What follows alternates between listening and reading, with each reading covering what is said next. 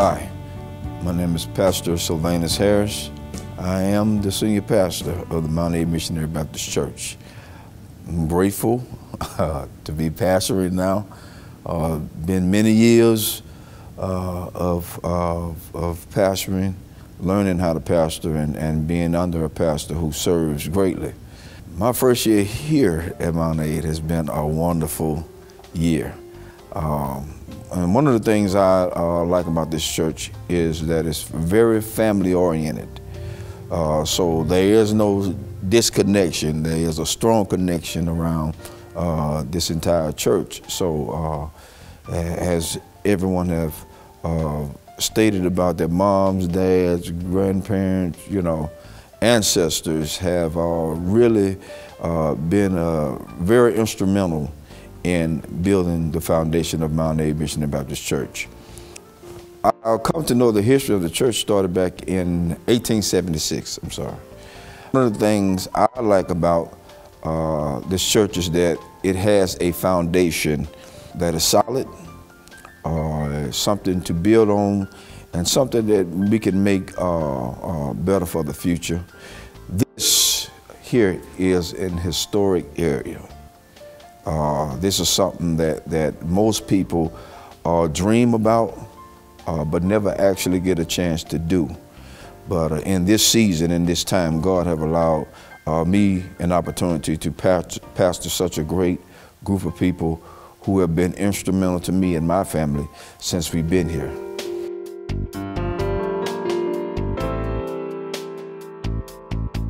Hi, my name is Bernadette Douglas Dixon, and I was born February 4th, 1955.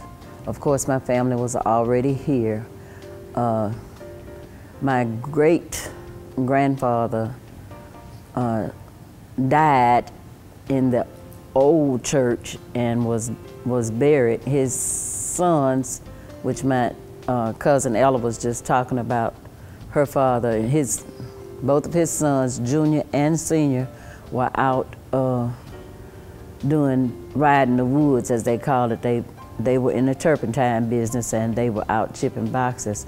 Well, he died on a Sunday in church, and they just laid him out on the cooling board, as they called it, and they buried him the next morning, and his sons didn't even know he was dead. My father relayed a lot of the family history about the industry and stuff. According to Daddy, the land was donated for the building of a church and cemetery for the community by a man named John Carter. And I became a member of the church in the early 1960s and was baptized out in the yard out there in a pool. And I can remember there being frogs in the pool, and I was scared. After baptism, we had to come back inside the church and sit on the front seat. And then after church was over, we received what was called the right hand of fellowship. My little hands were very small, and it seemed like all those big people were just squeezing it, but it made a difference. My connection with the church has made a difference in my life. My great aunt, Melvina Douglas, as she was telling you, our four parents were very strict. I started teaching Sunday school as soon as I learned how to read. And so I stayed a member here at Mount Aid for more than half of my life. And then, of course, I grew up, I got married, I left the church for a while and went to another church, and recently came back home. My father was a cook, as they call it, and he learned to cook at the Malbus restaurant under Greek chef Kamanaka. And he would always refer to him as his first teacher in the cooking industry. This place around here used to be fields, and Of course, everything is building up into houses now, but it used to be fields. And we walked from Spanish Fort over here to church. And either my father or one of my brothers carried me on their neck. We had to cross a log to come across the, what we call the big branch. And then we had to come up the hill. And at that time, like they said, there was no air conditioner or anything, but the windows of the church were open. And if we were running late, we could hear them singing before we got here. And we were always excited to be here. We'd come in and like she said, Uncle Senior was over to Sunday school, and once Sunday school was over, we had just a little bit of break before we came back in for the 11 o'clock service. Our pastor's name at the time when I joined the church was Reverend Collier. And then after that came, you know, many others. At one point in time, my Uncle Lester, who was my father's brother, he was the pastor. My daddy, James Zirin Douglas, was the chairman of the trustee board. And my Uncle Jim Douglas, was the chairman of the deacon board. That was just for a couple of years. We had many active families in this church. The active families was, we had the Carrolls, the Jenkins, all of those older people were very important in our lives, and they taught us, you know, the right way to live. Everybody at that time worked somewhere. They either worked as domestics in the home, or I had a couple of aunts that were school teachers. I think Ella mentioned Aunt Letha. But we lived well, and it was because of the church. I remember Sister Knight and the others in the kitchen. They would cook for us for Vacation Bible School. We were excited to have hot dogs, sometimes popsicles. It was just a fun time for us. When this church was built, I was little, but I remember that we marched in the church. We marched from the old church up there, came down here, and marched in the church. My grandmother had planted a tree out there in the cemetery. She pulled it up on the way to church one Sunday morning, and she planted it, and she told my daddy, she said, when this tree gets tall enough to shade my grave, I'm gonna die. And she said, but the church won't be where it is now. She told him, she said it's gonna be a big white church and it'll be facing the highway. Apparently she had this dream. And the first funeral held in this church facing the highway was hers, that in November of 1963.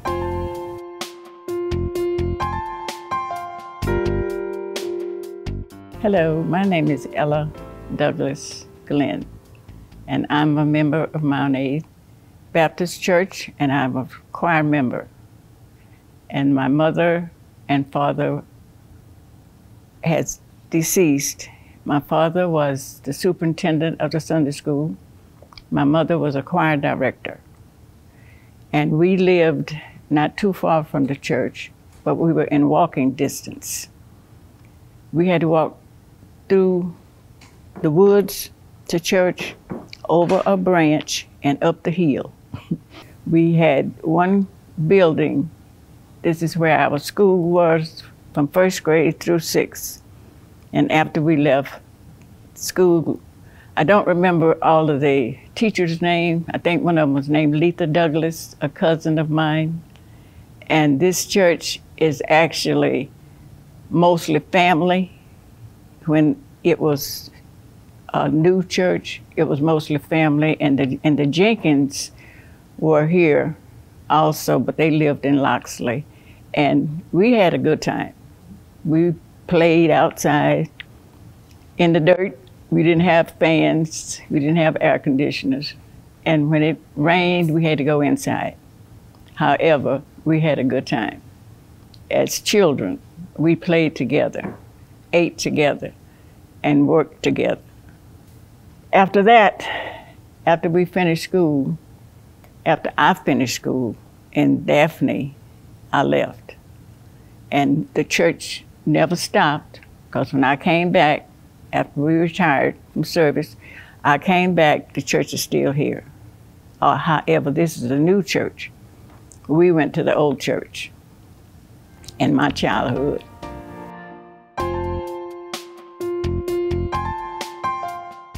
What I can remember about the church, when I was 11 years old, I joined this church, and I was an active member up until this day. I started preaching in 1975. I taught Sunday school here at this church. I was the second vice president of the trustee board of this Mount A Baptist Church. I was able to, they had the church up for sale, and I bought the church and built my house out of it. And the people that helped me to tear it down was Amos Douglas, Jeff Quinney, Paul Douglas, and myself. I remember when we had to go down to the spring to get water and bring it to the church, and they had two toilets, one for the men and one for the ladies, that was out back, way out, had to walk pretty good ways to the bathrooms. And I remember when we had to baptize, I remember 5 different places we baptized. One was down at the foot of the hill, one was over there on Turkey Branch. We baptized across the woods from Mount A Baptist Church. I remember once we went up there to Mac Brumley and we baptized. And I remember the old church had a bell there, and we was going to school at the Turkey Branch School, and they would always tell us to not get under the bell because it could fall. And occasionally that bell would fall through the week and never fell on Sundays. And we'd come out there on Sunday morning, sometimes the bell been going through the floor, and they would take that bell out of the ground later on and put it back up in the steeple of the church. I remember when they put the addition onto the church, I was about the 3rd grade in high school. A man by the name of Lucius added that bell to the church. I remember back when we used to bury, the grave had to be 6'6", 6 foot deep, 6 foot wide. And they would let the bury, put the grave casket down in there, and they had a shovel. And the men would take the shovel and fill that grave back up. And they would do it in a hurry. And men would rotate. The youth would bury, they have funerals on a Sunday then. And the men would pull off their coat and rotate with that shovel until that grave was filled up and heaped over the top with dirt. The next thing I remember about this church, that my daddy was a deacon of this church. He was also the trustee of this church for about 20-some years or longer. The next thing I can remember about the church, that when we were children, Miss Melvina Douglas was the primary teacher, and she taught the Sunday school, and she would teach us what thus says the Lord. And after that, we remember that Miss Stallworth, she was the musicianist, and I can remember the first one that played for our church.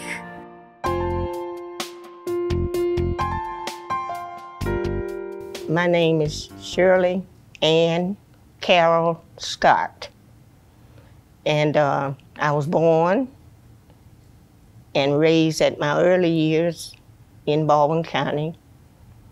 And my mother and my father were with us and whatnot, but then things happened, and they were separated a little bit. And so we ended up, my brother and I, one of my brothers, and we came back here and came to Baldwin County, stayed with my grandmother. And she had 13 grandchildren in the house. And we lived up on Highway 31, my brother and I walked from up on Highway 31 to the school that was over there. And even the interstate that you see the car ripping and running there was not there. But we would do that, walk through the woods. And then things turned, and my mother got sick, and she had to go to Marianna, Florida, I think it was, to go to a sanitarium. So I had to come back here again and stay with my grandmother. And I was there going to school until I graduated, and I was blessed to be able to go to college, Alabama State in Montgomery. And I finished the course there, and I came out, and I was, then I went to college, and I got a teacher's certification. And as I would go and do, I learned how to do so much in reference to the children, and I would try to help them all I could. And I was a member of this church, and eventually I would work with the choir. I'm secretary, and several other activities that were going on in the church. And after my mother passed, it kind of stunted me, because as I wanted to grow up and do so I could do for her, and she wasn't here.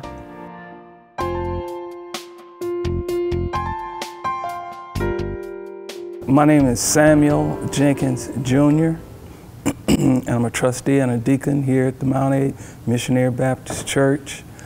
I'm a third generation being a member of this church. My grandfather was one of the people that helped purchase the area and build the first church that was here. And my grandmother is I never knew my grandfather, but I knew my grandmother. Her name was A.T. Jenkins, Amelia T. Jenkins. She was very instrumental while I was growing up as a young fellow. The pastor that I can remember as far back as I can go is Reverend Collier, and he was the one that baptized me in that swimming pool. And just like Minister Douglas said, it was tadpoles and frogs in that pool where we got baptized in. I'm 65 years old. I was born January 5th, 1955, and I've been here all of my life. Went off to college to Alabama State University and returned. And I served on the usher board. I've been taught by Reverend Longmire. I've been taught in school by Sister Scott. So our church history really is something else. My grandmother would line us up, all of the young men in the church. She would line them up. She would sit on the second row in the church, and she would line the young men up. I'm talking about, I say young men, but I'm talking about 8, 9, 10 years old on that front row of the pew. And you would have to sit there and listen at the preacher. And if you turned your head to look over at the other one or started to talk, my grandmother could thump you so hard upside your head it would bring tears to your eyes. And everybody knew that, so we'd sit there and just be attentive and listen at what the preacher. A lot of times we'd fall asleep. But at the end of the sermon, she would always ask each one of us, tell me something the preacher said. So you had to pay attention for a little while so you get a sentence or something to tell her, because she wasn't going to be pleased if you didn't have anything to tell her about what the preacher said. These people were strict disciplinarians. They wanted you to do what was right, and they didn't tell you anything wrong. They were leaders, and they wanted you to be leaders. And to this day, I know of none that have gone off to prison that came up in this church. I know of none.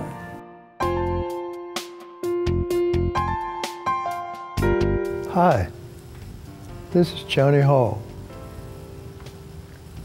I wanted to let you know something about the Mount Aid Baptist Church. The Mount Aid Baptist Church is in a very surprising area, but a very good area. I learned about the church when I was very young. When I was born, my aunt was there to see me when I was born. And she was so surprised to see me. She and her boyfriend took me and carried me about 4 miles one Sunday morning to have me prayed for. And my godmother has been real close to me ever since. My mother kept me close. My daddy kept me close. I grew up, and one day I wanted to come to the Mount Aid Baptist Church. And I got up that morning, I felt so good, I wanted to go to church. But one thing I'd like to say at this time, the last pastor that was in this church before Reverend Harris came and took over, his name was Reverend Collins, Reverend George Collins. He lived in the Brumley area. Reverend Collins would come in and he'd give his service on a Sunday. He'd be service to the community. He would visit the sick. We would take trips. He was a fine man. So much so until he saw to it that he wanted me to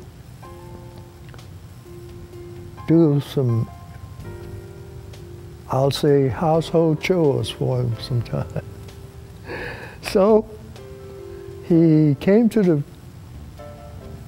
place where he wanted to call me every time something went wrong in his house. So much so that I became just like a servant to him. And I was always close to him all through the community. And whenever we went, wherever we go, whatever I had to do, but we became so close until he started inviting me to his house to do the repairs around his house. I did that for years and years. Whatever it was, or whatever he wanted me to do, because he knew I was very instrumental in that type of work, because I did it all my life. So I ended up doing various shows for Reverend Collins, and it ended up, we got to the place where we became to be associated with quite a few members of his church in his own community, which was his relatives. I got a chance to deal with his whole family. His wife, his mom, his children, and a lot of his friends. I'd go into the area whenever they wanted me, and I would do what I could to make things happy. And that's where we come from today. Reverend Collins was a great man. He did a great job in the church. We loved him.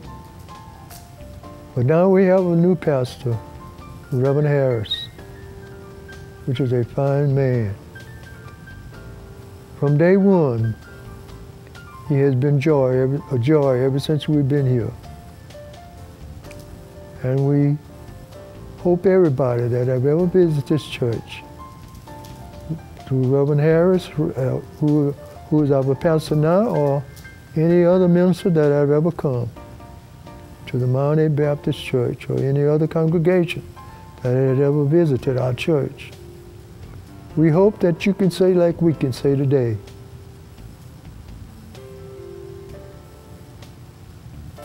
Well done. Well done. Well done. Thank you.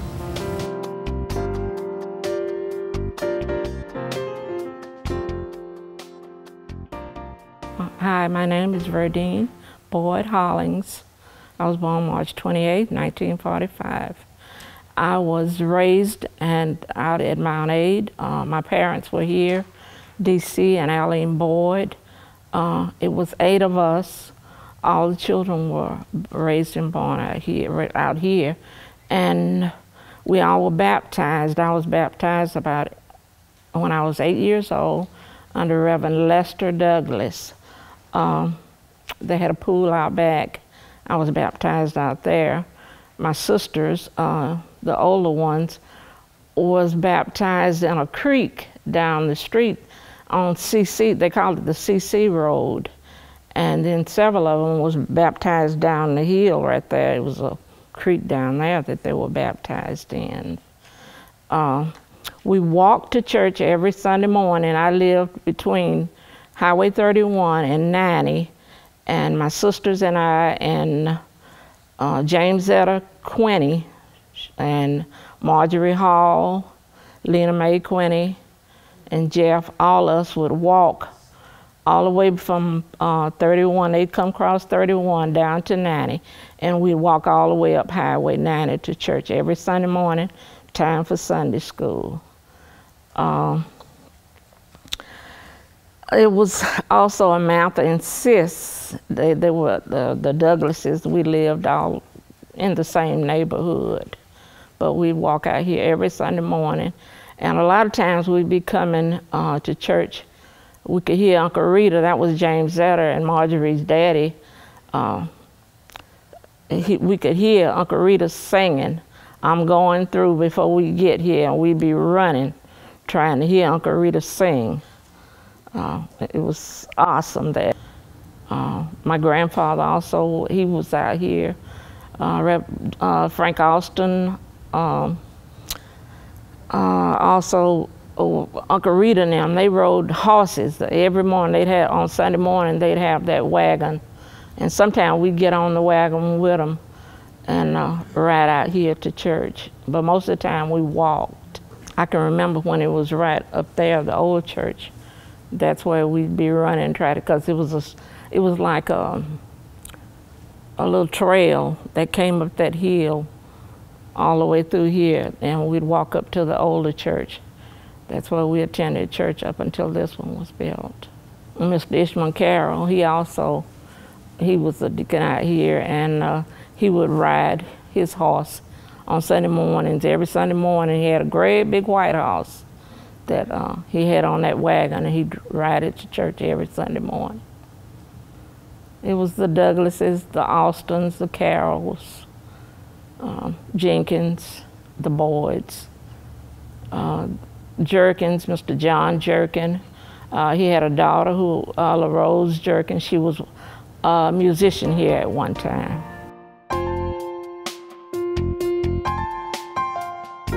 William Cyprian Sr., as I said before, I'm currently the chairman of the Deacons Ministry here.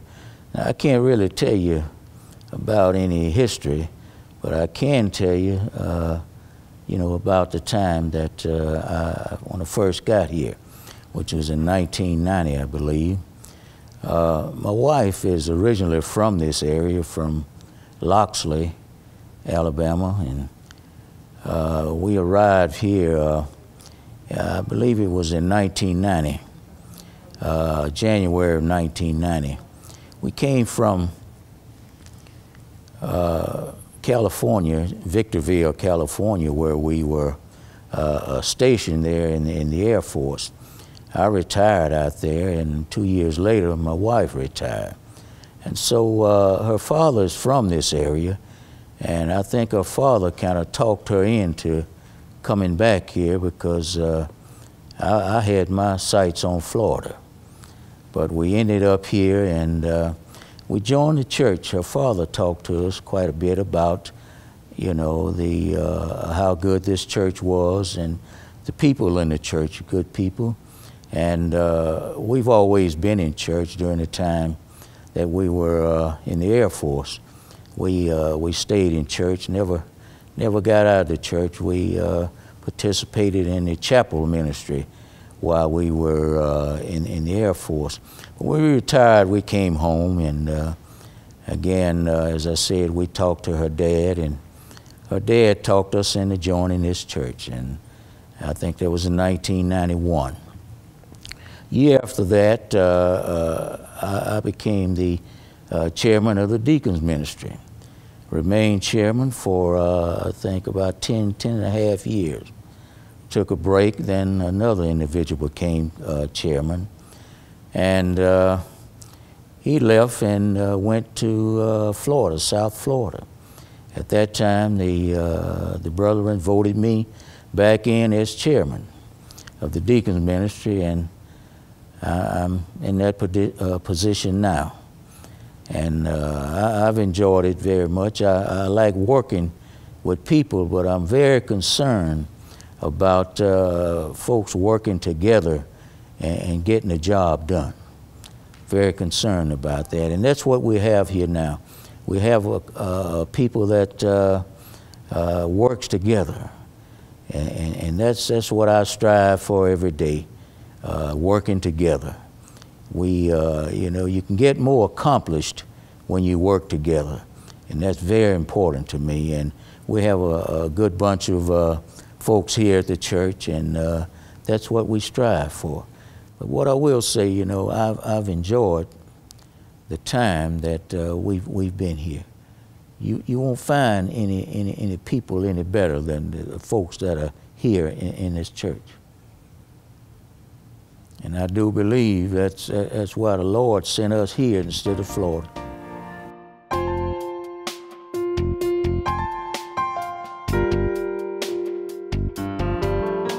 Senior Douglas was a father for 13 children, and I'm right in the middle of them. But we all were members of this church. And he was so strict when we were younger. He could look at you. If you were out of place, you jumped back in place. He was just that strict. And my mother used to tell him all the time, "You're too strict on those girls." He said, "They are mine. They're my girls. I want to raise them right." And he did, out of the 13. And when he got ready on Sunday morning, he would lead the way, and he made everybody get up and have breakfast around the table. But he prayed so long, the food got cold. But we still had to eat it before we left to come to Sunday school. And we stayed at church all day. Sunday school, 11 o'clock service, BTU service, and I don't know what else. But we had a lot of fun. He raised us right. Out of the 13, I don't know if any of us has ever been in jail. I was born July 12, 1933, and I was raised here in Baldwin County, and the creek down here where we were baptized, some of us were baptized. And in the creek, we didn't have a pool to be baptized in. Snakes were there. We had to, when they put us in the water, we still looking for the snakes on each side. Because everybody, and we were raised in the country, but I'm still afraid of a snake. That's the only thing I think I'm afraid of. And if I see it first, he's a dead one. I don't play around with snakes. But anyway, we had a good time.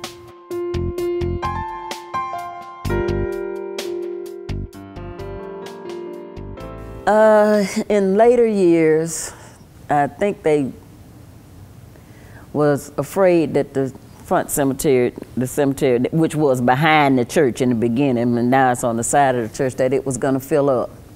So they started another cemetery for non-members of the church who were members of the community in the back, and that's why we have the two cemeteries. We are all part of the same families, but just some people that are not members of the church, then they are buried back there, which I think is the prettiest place because it's got the most trees, but that's the reason. Choir rehearsal, that was another thing. Thursday evening was choir rehearsal. Everybody got off the school bus out there and came to the church. And we had a lady named Sister Viola Autry. She had a big, long wood panel station wagon. And she piled all of us in that station wagon to take us home. She also, when we had to go somewhere to sing, she had the entire choir in her station wagon. And she took us to different churches, and we would get up and sing. We also went to WGOK over in Mobile on Saturday mornings and sang on the radio.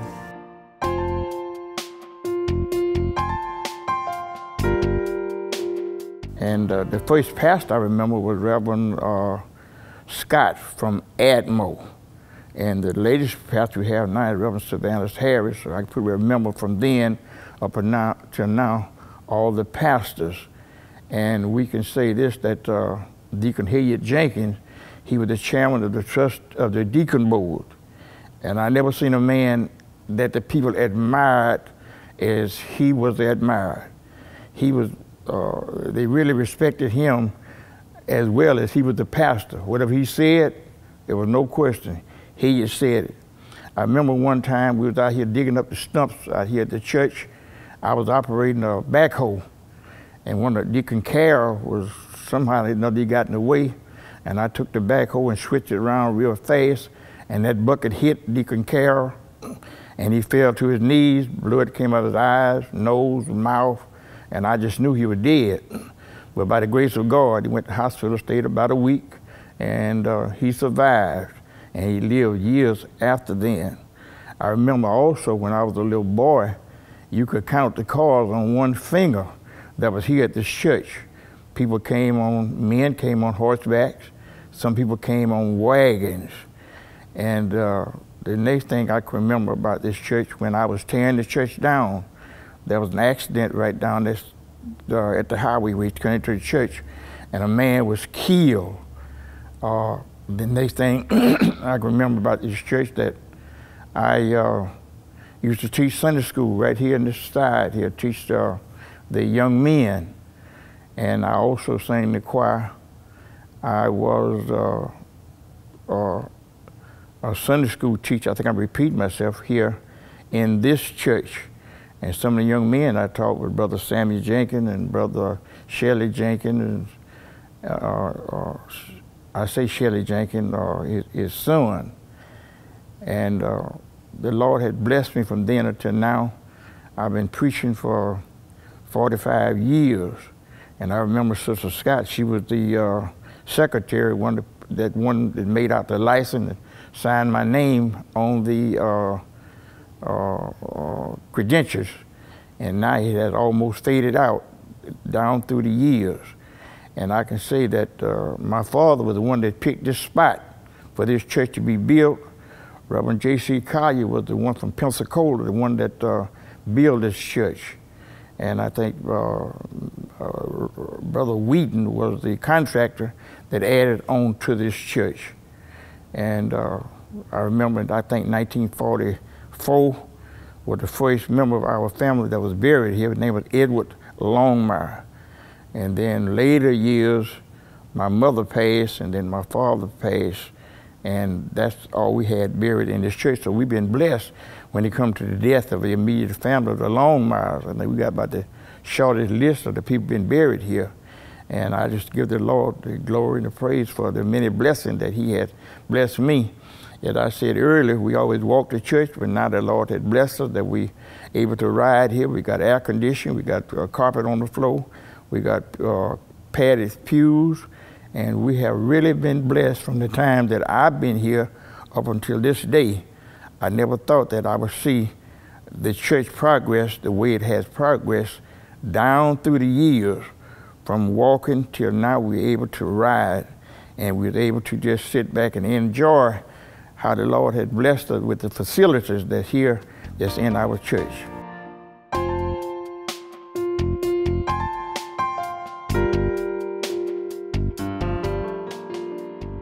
Well, as I said, my brother and I walked, and some of us, same thing happened when we had to come to church. But there was a pool, when it wasn't really a pool, but it was a water, and that's where they were baptized. And I think it was down that way somewhere. And the church was facing this way at one time, and then it turned up and went the other way. So, but everything was still dedicated to doing what was right. And we enjoyed coming, and we had the young folk singing in the choir. And then as we grew up, we took part with the other churches' activities that were going on. So we are just thankful that we had the avenue to walk on where we could do those things for ourselves.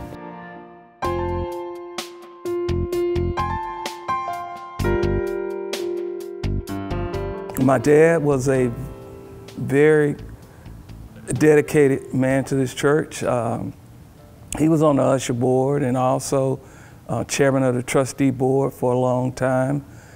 And I have that position now, just recently been in that position. And I got some big shoes to fill. My dad was the first the only black county commissioner that we have had in this county of Baldwin County. And he's got a highway that's named after him that runs right in front of this church. He was very dedicated to his church, and my mother was also. She sang in the choir and everything. And all of my brothers grew up here. My mother had 5 boys. 2 of them are deceased and 3 are still living. All of the descendants that were, all of my dad's brothers, siblings, and everybody have passed on. The last one passed on earlier this month. So that was the last one.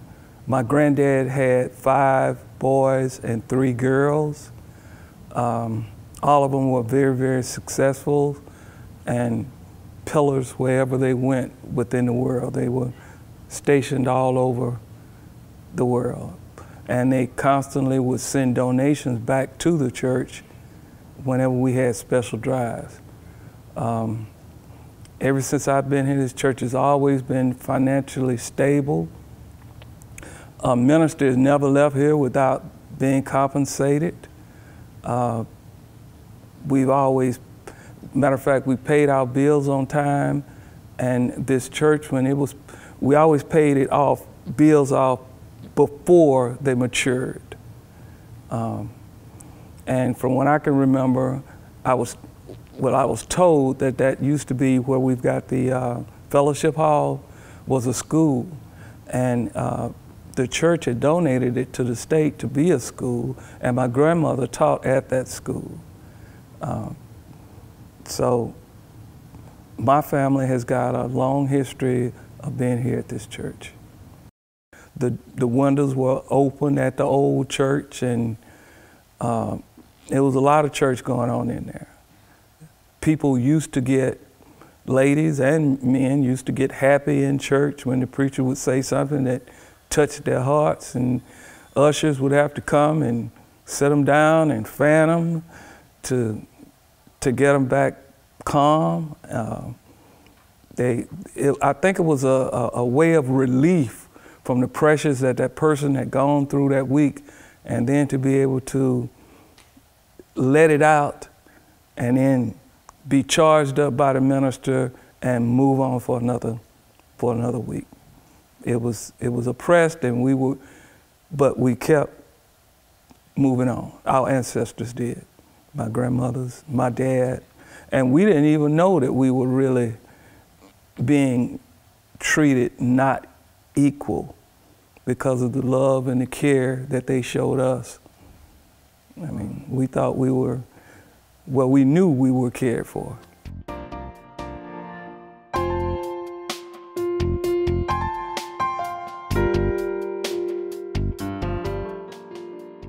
But after I joined the church,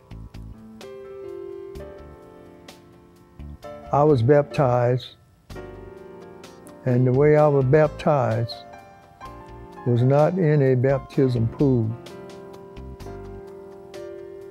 The church took us down to the river with a little nice stream of running water, and that's where I was baptized. Our church eventually, we had a big storm, and I don't know what happened, but the big bale fell through the steeple and damaged the church. So after then, the people began to look for another area to put another church up. So they kept on till they started this church.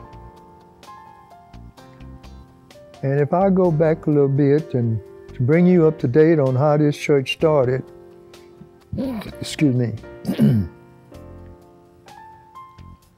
we had a pastor and his wife out of Pensacola. His name was Reverend George Collins. He was a very smart man. He did a lot of preaching for our church. And I didn't know he was a bricklayer. I didn't know he was a block layer. But one day, they found a new area, which is the area in which we are in now, to build a new church. Reverend Collins was the block layer. He laid every block. Him and his friends laid every block in this church. They built it. They finished it. We moved in. And then we began to see a little bit further. Yes, he was talking about picnics, dinners, or whatever you want to name. We would have that sometime after church service. So this church that we're living in now has been very tremendously appreciated for this community in which we live now. This church has came a long ways. The time that I've been here, I've been able to see many ministers come and leave, and then we get another minister, until this day have come.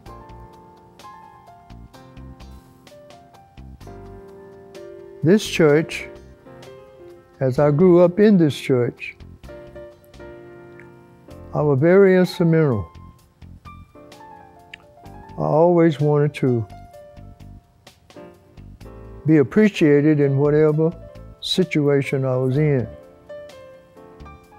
So this church being the church that it was, and people elderly people of this area realized that they saw a little potential in me as to what I could do in carpenter work and so forth. Many times I found myself in this church working. I never shall forget the pulpit.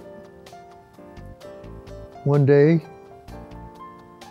we was trying to improve the situation. And they wanted me to improve the pulpit area. So I came in and I began to work on the floor first. And something happened to me that day that I will never forget. I was using some very expensive stain in the pulpit area.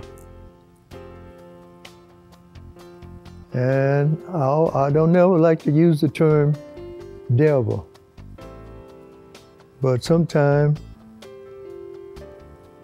you can't help but say it. I was in the pulpit, I was working, and all of a sudden, it's a good thing I had my drop cloth. I had my drop cloth down and everything over the pulpit, and I was working, and all of a sudden, that stain that I had using on that pulpit tried to turn over on that floor. And when it did, I caught it. And I was so pleased when I caught that varnish to keep it from staining the area on that pulpit. Then we got a pool. And the pool decided that they wanted the pool area redone. They wanted me to do it. I said, yes, sir, I'll do it. So I went into the pool area. I stripped the pool area. I varnished the walls, and I repainted the pool area.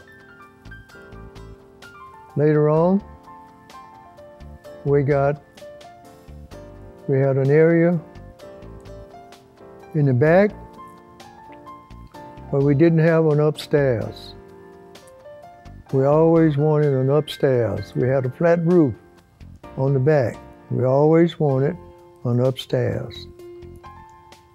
So they asked me if I could look into the situation in order that we could have an upstairs. I said, yes, I will. I went in and I looked, and I drew them out a plan as to how they could put it upstairs. So they appreciated the plan that I presented to them, and they went to work on it. And we had a nice upstairs apartment that we can have all the youngsters to be in Sunday school during church service.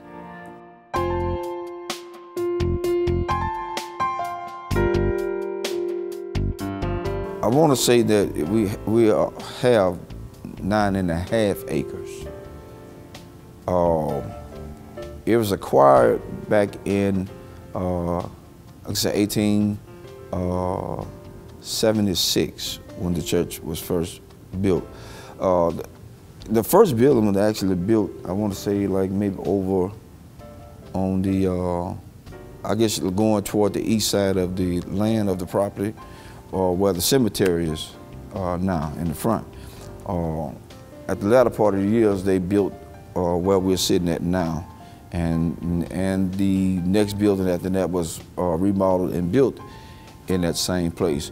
But I want to, and I'm just speaking for future reference of the church, because people need to know where we're headed in this season.